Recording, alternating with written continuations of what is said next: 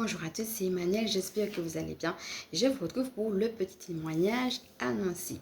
Donc on avait dit finalement que l'ombre faisait partie de nos vies et l'idée c'est, ok, quand je suis face à l'ombre, qu'est-ce que cela me pousse à créer?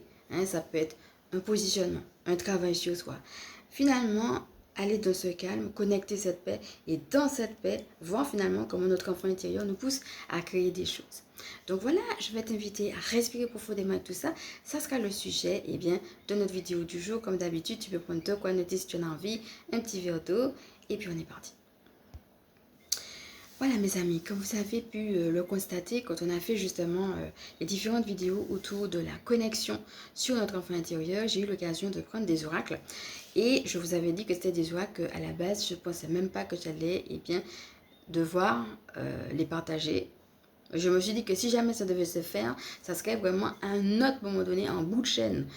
Pour moi, dans ma tête, c'est si par exemple l'oracle est publié, qu'il y a des dessins, etc. Et c'est pas du tout le cas, puisque c'était juste des petits bouts de canson avec juste les messages que j'avais canalisés dessus. Mais la hausse, comme on disait, c'est que l'essentiel, c'était pas qu'il y ait des bouts de canson. L'essentiel, c'est le message qui justement devait passer. Et donc dans ce témoignage-là, ce qu'on voit déjà dans un premier temps, c'est quoi l'essentiel? Parce qu'on peut avoir une projection et puis finalement, les choses ne se mettent pas en place comme on l'aurait imaginé. Vous voyez, on a beaucoup parlé des énergies de légèreté. Quand je les ai créées, pour moi c'était une joie, c'était mes créations. Mais en même temps, c'est aussi avec beaucoup de légèreté que je les ai partagées avec vous. Voilà, donc j'espère déjà que cela vous a plu. Ça vous a permis aussi un petit peu de rentrer dans mon univers. Et je voudrais on ne va pas parler de tous les oracles, parce que j'en ai plein. Il y a juste quelques-uns que j'en ai partagés avec vous. Et comme je vous disais, c'est juste que vous n'êtes pas sans savoir qu'il y a vraiment une période où j'étais malade et tout. On avait même fait un EFT sur les douleurs sur cette chaîne. Donc à un moment donné, j'étais couchée, j'étais pas bien en fait. Et j'ai été visiter. Voilà, par différents, comme par exemple le mot des animaux, ça pouvait être les animaux ou autres. Donc chaque fois, chaque oracle a sa propre histoire. Chaque fois, j'ai été visitée par des êtres à des moments différents, pour des choses différentes, etc. Et chaque fois, j'écrivais les canalisations au début sans même réaliser que ça aurait pu donner des oracles. C'est vraiment après, quand j'ai relu les choses, que je me suis dit, ah ben tiens, ça c'est un message intéressant. Et que j'ai eu l'idée finalement, de mettre ça sur du papier, puis du canson, et puis que ça a donné forme à des choses. On parlait de création, dans mon cas par exemple des oracles. Alors ce que je voudrais partager aujourd'hui, c'est la création du tout premier justement, qui est l'oracle des phrases magiques. Et parce que c'est aussi quelque chose, il faut savoir que Dieu m'avait déjà dit, avant que je le crée, Dieu m'avait déjà dit, tu vas créer des oracles. Ma première chose tout de suite, c'est, je ne suis pas dessinée. Vous voyez, ça a été vraiment la première chose qui m'est venue. Et c'est pareil, en même temps que je te fais le partage, je te donne des tips. Donc le premier tip, c'est revenir à l'essentiel. Le deuxième tip, c'est les objections qu'on a. Quand Dieu nous dit quelque chose, la première chose qu'on a en général, c'est des objections. Je ne sais pas faire ci, je ne peux pas faire ça, je n'ai pas les moyens, etc. Donc quelles sont les objections que tu as, mais de réaliser encore une fois avec ce fun et avec cet esprit léger que si c'est Dieu qui l'a dit, l'essentiel c'est de commencer et tu feras bien comment. Et avec cette foi et cette confiance, c'est ce que je me suis dit. Je me suis dit, mais Michael, de toute façon, tu sais pas. Dieu t'a dit que tu vas créer des oracles, tu sais pas quand, tu sais pas comment, tu connais pas le terme, rien du tout. S'il t'a dit que tu vas le faire, c'est que tu vas le faire, tout simplement. Donc voilà, je me suis ris de moi-même, j'ai actionné ma foi, puis j'ai dit, on verra bien. La troisième chose aussi que je voulais te dire, qui m'est venue tout de suite après, c'est comment tu réponds aux objections. Je me suis dit, mais si je ne sais pas dessiner, je peux apprendre, par exemple. Comme tu l'as constaté, pour autant, même les dessins que je fais, où j'ai préféré justement les écrire, parce que pour l'instant, en tout cas, pour moi, c'est ça qui est plus abordable et plus facile. Mais c'est aussi que tu peux quand même répondre aux objections. Parce que sur le coup, on a tendance à se braquer sur les objections alors qu'on a bien entendu. Et ça sera de juste mettre dans un coin et de dire, ok, ça, j'ai pas forcément compris, je n'ai pas forcément capté ce message, mais quand même, je l'ai entendu. Déjà, juste ne serait-ce qu'avoir cette attitude, je l'ai entendu, et puis actionner sa foi. Voilà, c'est ça qui va justement baigner le projet des meilleures énergies.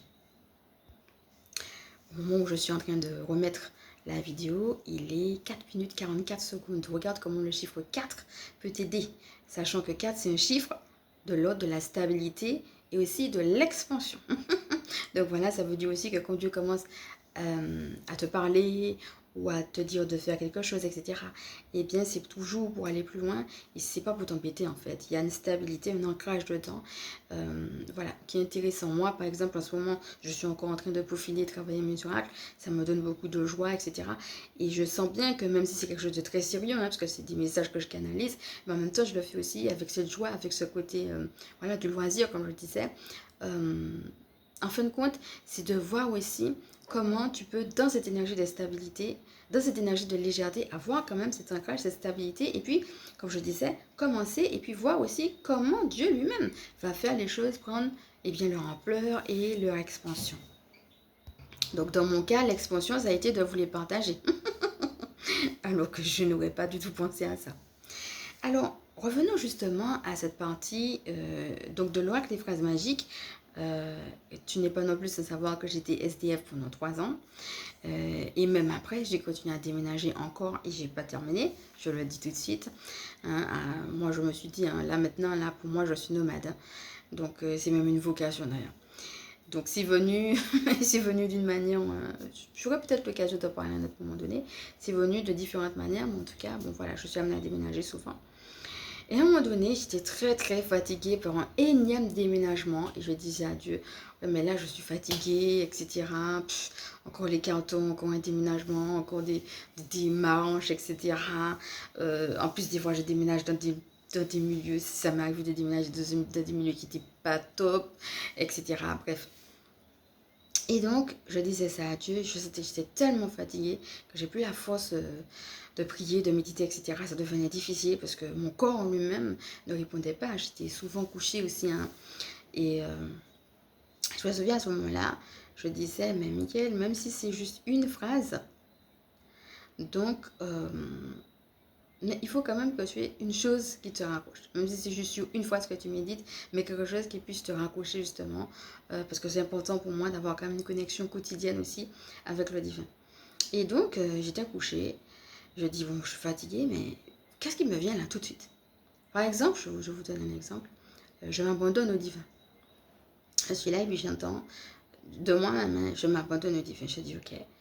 Et puis j'ai commencé à répéter cette phrase et puis à voir juste comment elle me parlait. Et j'ai fait ça pendant plusieurs jours, avec chaque fois, juste chaque jour, une phrase qui me venait.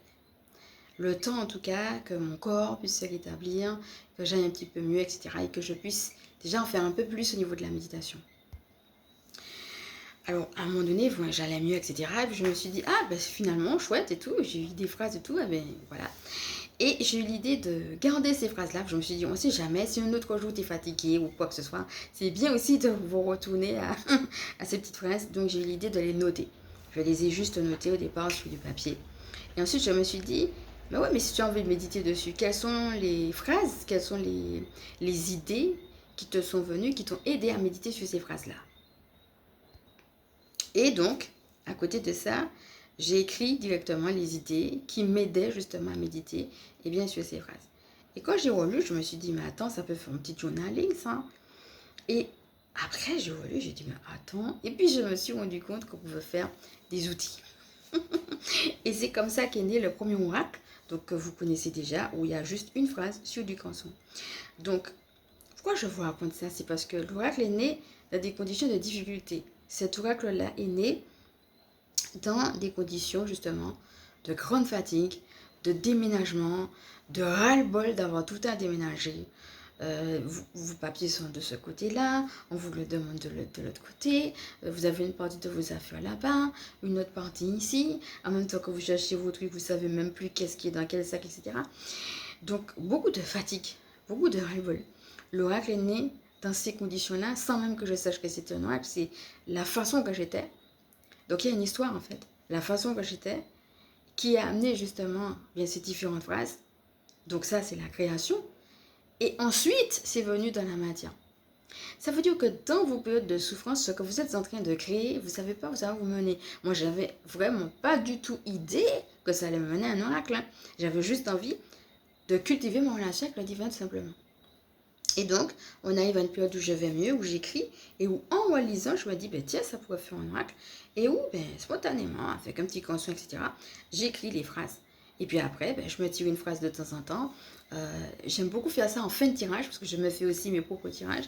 J'aime beaucoup en fin de tirage avoir clac, une petite phrase très directive, très courte, mais une phrase clé qui va un petit peu voilà, arrondir les choses, qui sera comme une phrase résumée en fin de tirage. Mais ça peut être aussi, bon, aujourd'hui, bon, c'est quoi ma phrase du jour, et puis hop, et puis voilà, je la mets là. Par exemple, je m'abandonne au divin, hop. Et moi, j'aime beaucoup aussi laisser, mais bon, ça peut être un dessin, mais dans mon cas, c'était juste du consent, comme je vous disais. J'aime bien aussi laisser là. Parce que ça veut dire que quand je passe devant ma table de chevet par exemple, eh ben, je vois la phrase, ah ben tiens, je m'abandonne au divin. Ça fait comme un genre de rappel et de point d'ancrage justement dans ma relation avec le divin. Donc voilà, c'est comme ça que j'ai eu mon premier oracle justement des phrases magiques. Et puis j'ai gardé des petites journaling aussi. Comme ça, si jamais j'ai envie de me poser, que parfois j'ai pas d'idée ou que je vais pas bien, etc. Ça me fait soit à tête, parce que des fois je me le fais aussi à tête reposée, tout simplement dans ma tête. Hein, ou bien soit tout simplement un petit travail d'écriture, ça dépend. Et bien, j'ai ce petit journaling à côté pour bien, approfondir, creuser finalement, méditer sur bien, chaque petite phrase. Donc voilà comment je me suis créé mon propre outil. Mon propre outil, comme je vous disais tout à l'heure, est né dans la souffrance. Et si je fais ce témoignage-là, c'est pour vous montrer que derrière quelque chose de merveilleux peut avoir une histoire, et dans l'histoire, il peut y avoir une souffrance que tu ne vois pas. C'est pour t'encourager. Je ne sais pas qu'est-ce que toi, Dieu te demande, et je ne sais pas qu'est-ce que toi, tu traverses. Mais c'est pour t'encourager, on parlait de la création, à tout simplement te laisser aller. Et tu vas voir qu'à un moment donné, il y a des choses qui vont se mettre en place toutes seules. Donc, est justement cette connexion, cette inspiration, cette création qui peut venir sur le coup, mais qui, comme on l'a vu dans les autres vidéos, peut venir aussi dans la souffrance. Voyez, le deuxième oracle, par exemple, pour le mot des animaux, que vous connaissez aussi, eh bien, c'est un oracle qui est venu dans une autre souffrance, à un autre moment donné, où j'étais malade.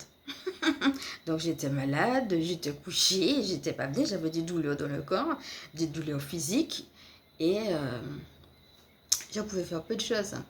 J'avais des douleurs dans le corps, je pouvais faire peu de choses parce que chaque fois que je me déplaçais, tout de suite, une douleur en réveillait une autre, puis une autre, etc. Donc ça devenait difficile. Même les actes quotidiens chez moi-même, même dans la maison, ça devenait difficile. Sortir, ça devenait compliqué aussi. Et donc,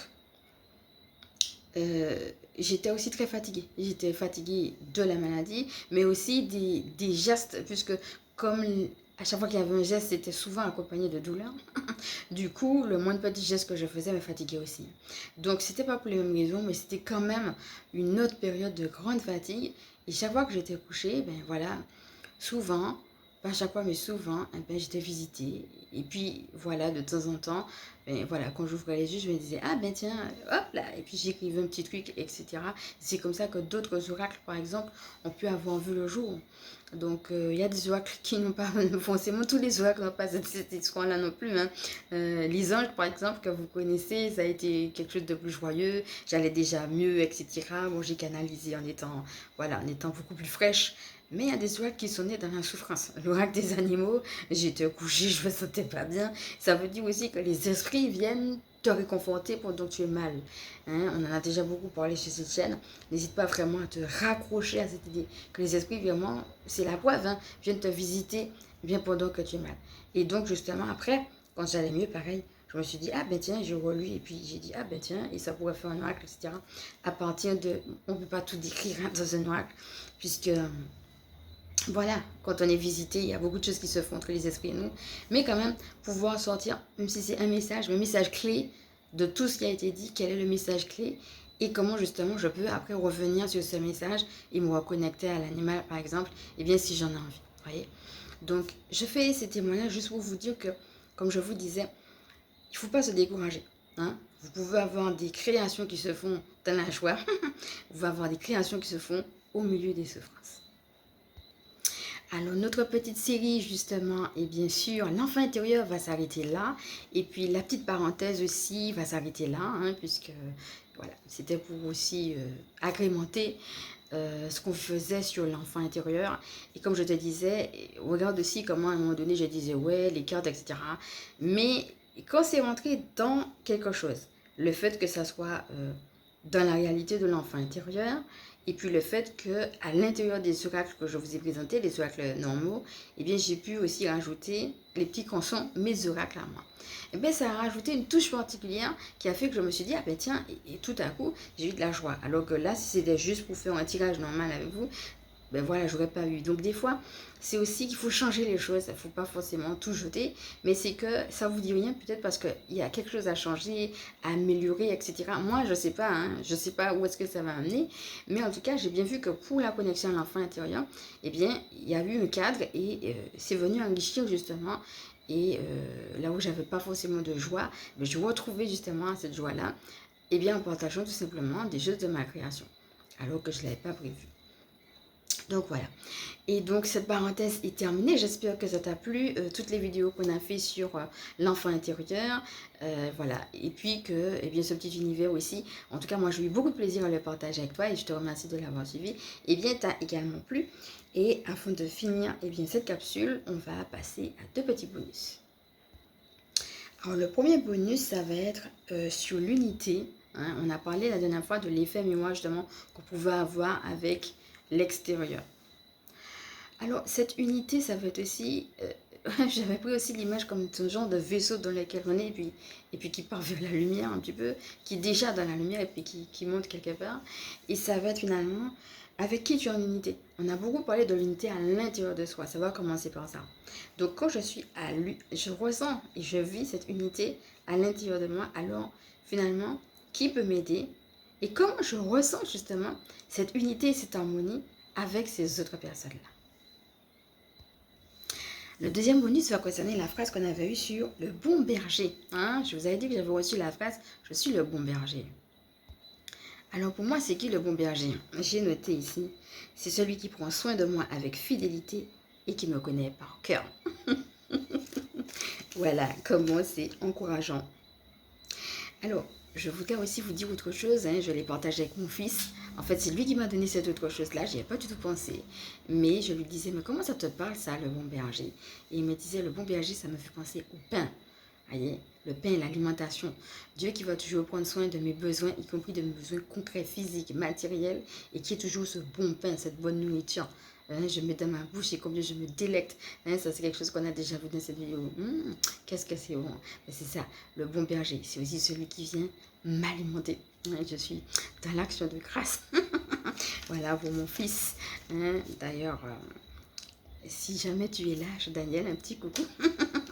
Mon fils que vous avez déjà eu l'occasion d'entendre quand on parlait de l'école à la maison.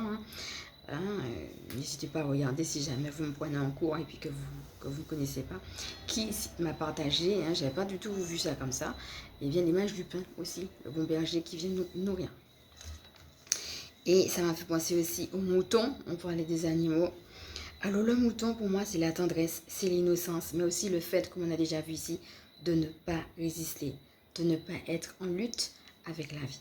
Donc ça va être tout ça, comme on le dit dans sa fidélité, dans son amour, et qui me connaît, donc qui sait exactement ce qu'il faut me donner, d'accord? Ce qu'il faut me donner à moi, c'est pas forcément ce qu'il faut donner à l'autre, va prendre soin de moi. Mais comme moi-même aussi j'ai cette tendresse, et comment je ne vais pas résister, être en lutte avec la vie, et comment, eh bien ce bon berger va venir m'alimenter des meilleurs aliments. Voilà mes amis, j'espère que cette vidéo vous a plu, on va respirer tout ça, et je passe à ma présentation.